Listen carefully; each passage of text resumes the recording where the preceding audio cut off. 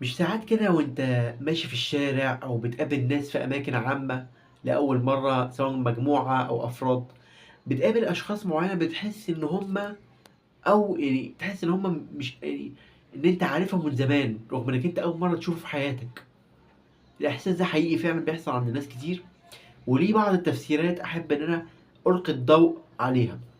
اول تفسير تفسير نفسي، والتفسير التاني تفسير عاطفي، والتفسير الثالث تفسير عصبي لعلم الأعصاب، والتفسير الرابع تفسير روحي. جميل. التفسير الأول هو التفسير النفسي. ليه أنت لما تقابل واحد أكنك أنت عارفه من زمان؟ التفسير النفسي بيقول لك إن بشكل عام عقلنا فيه ذاكرة عاطفية، وكأن مثلا الشخص اللي أنت قابلته ده يشبه في في الماضي بتاعك شخص تاني قابلته كنت بتحبه جدا، يشبهه في طريقة كلامه، في طريقة لبسه، في طريقة حديثه إلى آخره. دي الذاكرة العاطفية. تاني حاجة إحساس الإنسان أصلا بإن هو في التفسير النفسي طبعا بيحن إلى أنماط شخصية معينة هو بيحبها من فكرة الحدس الاجتماعي. الحدس الاجتماعي، الشخص عنده حدس اجتماعي، بيقول لك مثلا الشخص ده بيتكلم بطريقة معينة بشكل معين لابس لبس معين، فأنت بتميل إليه بسبب القواعد الاجتماعية العامة. هو مبتسم، بشوش، بيضحك، بيهزر، فانت كون هو بيعمل حاجة زي كده فانت حبيته. ده اسمها الحدس الاجتماعي، انك انت حبيته عشان هو ملتزم بالقواعد اللي بتخليه محبوب لو عمل الحاجات دي. دي خطوة تانية. ده التفسير النفسي. تاني حاجة التفسير الروحي. التفسير الروحي بيقول لك ان في وكأن كده ارواح كل واحد فينا، او روح كل حد فينا تلتقي بروح الشخص اللي احنا قابلناه ده في نفس المكان، تلتقيان مع بعضهما البعض وتنسجم مع بعض، بحيث يحصل نوع من انواع، يخلق نوع من انواع الالفه والطمأنينة في المكان، ويحصل حب ما بين الشخص اللي بكلمه، ما بيني وما بين الشخص اللي بكلمه. ده كده التفسير الروحي. هو أقرب إلى تفسير ميتافيزيقي غير منطقي أو غير عقلاني أو غير علمي بمعنى صح. ده تفسير روحي. التفسير الثالث وهو تفسير عصبي في علم الأعصاب في المخ. بيقول لك هنا إن المخ يعشق التكرار ويعشق النمطية، التنميط. يعني إيه التنميط؟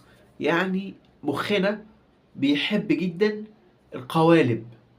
والله الشخص ده انا حبيته عشان هو بيمثل لي في حياتي قيمة معينة. هو مثلا شخص صادق، انا احب الصدق.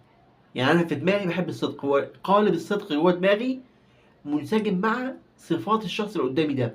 شخص تاني مفتول العضلات، مثلا عنده عضلات كبيرة وضخمة وهكذا، وانا مثلا من هواة لعب الجيم مثلا، او من هواة متابع لرياضة الجيم وكمال الاجسام مثلا. النمط ده موجود جوه دماغي في علم الاعصاب، جوه دماغي موجود. فانا خدته النمط ده، يعني نفس النمط اللي موجود فيه الشخص اللي انا بتعامل معاه وهكذا.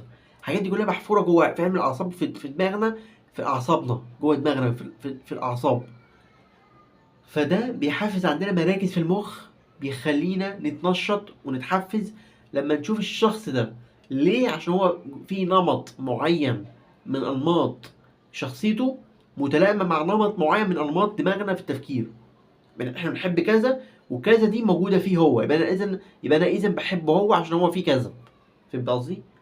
التفسير الرابع والاخير هو تفسير الايه بقى؟ احنا قلنا كده التفسير النفسي، التفسير العاطفي. النمط الاخير هو التفسير العاطفي، انك انت بتحب الشخص ده، انك انت اول مره تشوفه في حياتك، بس انت حبه عشان ايه؟ عشان حاجات عاطفيه، تفاعلات عاطفيه جواك. التفاعلات دي بتخليك تحس بنوع من انواع الراحه النفسيه. انا والله مرتاح له نفسيا. مفيش سبب منطقي، يعني مفيش سبب منطقي بيقول لك ان كده ده حلو بالنسبه لي او ده وحش بالنسبه لي. مفيش سبب منطقي ابدا، هو كلها احاسيس وشعور وحاجات عاطفيه. انا لما اول ما شفته حسيت ان هو كويس. احب اضيف سبب خامس من عندنا، من اضافه من عندنا، من فكرنا، بتقول لك ان قد يلعب الشكل الخارجي دور كبير جدا في الموضوع ده. يعني هو شكله الخارجي انيق ومهندم وحلو، فانا اعجبت بيه عشان شكله الخارجي، انجذبت اليه بسبب شكله الخارجي. دي نقطه خطيره جدا قد يغفل عنها ناس كتير. حتى كاتب المقاله اللي واخد منها معلومه كمصدر، نسي يقول النقطه دي، نقطه الشكل الخارجي بس.